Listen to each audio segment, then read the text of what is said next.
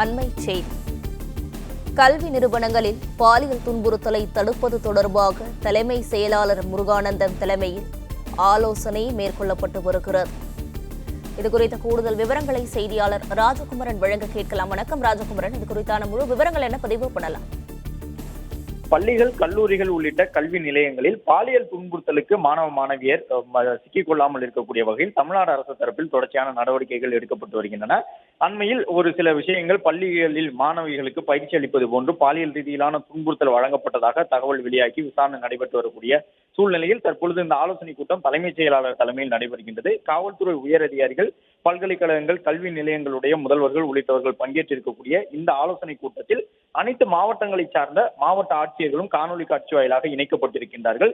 குறிப்பாக கல்வி நிலையங்களுக்கு பயிற்சி தரக்கூடிய நபர்கள் தொடர்பான விவரங்களை முழுமையாக சேகரித்து வைத்துக் கொள்ள வேண்டும்.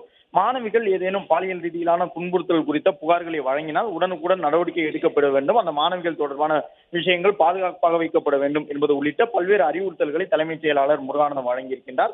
காவல் உயரதிகாரிகள் உள்ளிட்டவர்கள் பங்கேற்றிருக்கக்கூடிய இந்த ஆலோசனை கூட்டம் 1 மணி நேரம் நடைபெறும் எனவும், பல்கலைக்கழகங்கள், கல்வி நிலையங்களுக்கு வழங்கக்கூடிய அறிவுறுத்தல்கள் மட்டுமல்லாமல் ஆட்சியர்கள் ஒவ்வொரு மாவட்டத்திலும் இந்த மாதிரியான பாலியல் ரீதியிலான துன்புறுத்தல்களுக்கு மாணவ மாணவியர் ஆட்படாமல் இருக்கக்கூடிய வகையில் நடவடிக்கை எடுக்க வேண்டும் என்பது தொடர்பான புதிய அந்த வழிகாட்டு முறைகள் இதன் மூலமாக ஆலோசிக்கப்பட்டு வெளியிடப்படும் என்று எதிர்பார்க்கப்படுகின்றது.